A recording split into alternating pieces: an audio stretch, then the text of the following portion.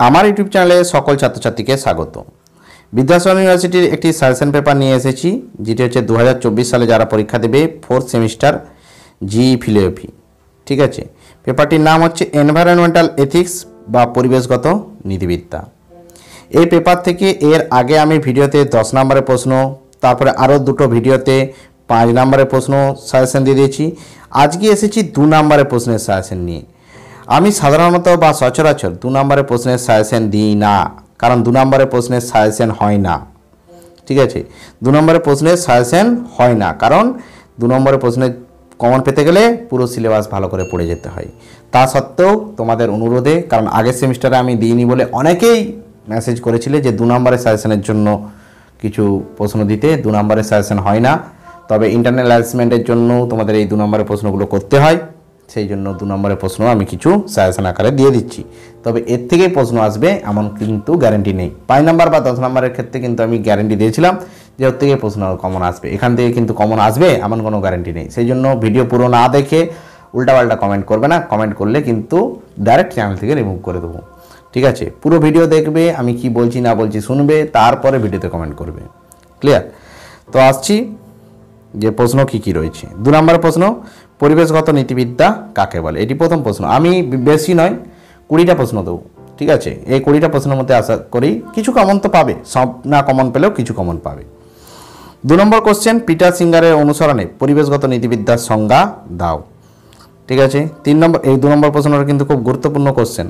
ঠিক আছে, 3 নম্বর, পরিবেশগত নীতিবিদ্যার কাজ কি? 4 নম্বর, পরিবেশগত নীতিবিদ্যা কেন একটি আলাদা বিষয় রূপে আমাদের পাঠ্য? এই প্রশ্নটি আমি 10 নম্বর অথবা 5 নম্বরের প্রশ্নে আগেটি বলে দিয়েছিলাম, সেটা কিন্তু আবারও প্রশ্নটা ছোট আকারেও করে যাবে। পরের কোশ্চেন, 2টি পরিবেশমূলক আন্দোলনের পরিচয় দাও। তারপরে বসুন্ধরা সম্মেলন কবে এবং কোথায় হয়েছিল? এই প্রশ্নটি বসুন্ধরা সম্মেলন থেকে প্রশ্ন কিন্তু আসবে, পরিবেশমূলক নীতিবিদ্যা মানে এর থেকে প্রশ্ন আসবে। তারপরে নিকেন্দ্রিকতাবাদ এবং অনুকেন্দ্রিকতাবাদ বলতে কী বোঝো এবং এর সংক্ষিপ্ত পার্থক্যও কিন্তু আসতে পারে।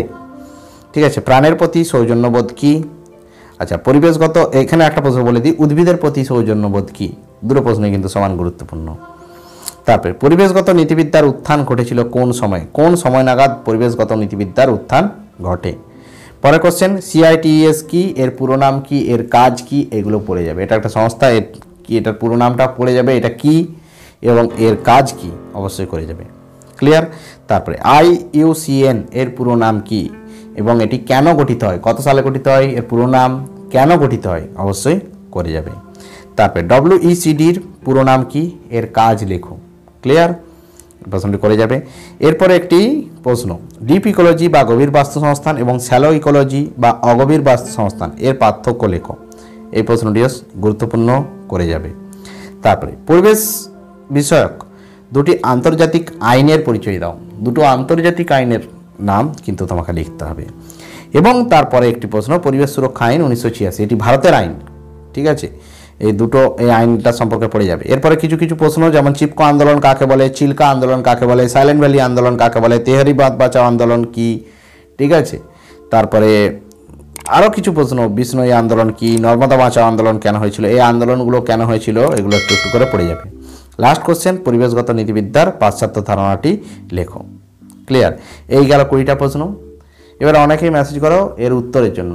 আগের সেমিস্টার পর্যন্ত উত্তর দিয়েছি, এই সেমিস্টারে 4th সেমিস্টারে এই পেপারে কোনো উত্তর আমি দেবো না, কারণ ওই তোমাদের ফ্রিতে নোট চাওয়ার যে টেন্ডেন্সি, সেই টেন্ডেন্সির জন্যই আমি 4th সেমিস্টারে নোট দেওয়াটা সম্পূর্ণভাবে বন্ধ করে দিলাম। কারণ পরিশ্রম করে তোমাদের কাছ থেকে ফ্রিতে নোট আমি প্রোভাইড করতে পারবো না। কিন্তু সাজেশনের যদি পুরো সম্পূর্ণ সাজেশনের PDF ফাইল লাগে, সেই PDF ফাইলের জন্য আমার একটি হোয়াটসঅ্যাপ নাম্বার দেওয়া থাকছে, সেই হোয়াটসঅ্যাপ নাম্বার ধরে আমার সঙ্গে কন্ট্যাক্ট করো, নির্দিষ্ট কিছু অল্প কিছু মূল্য দিয়ে তোমাদেরকে আমি PDF ফাইল দিয়ে দেবো। আপাতত আমি ভিডিওটা এখানে শেষ করলাম। ভিডিওটা ভালো লাগলে অবশ্যই একটা লাইক করে দিও, চ্যানেলে নতুন হলে অবশ্যই চ্যানেলটি সাবস্ক্রাইব করে পাশে নোটিফিকেশন আইকনটিতে ক্লিক করে রাখো।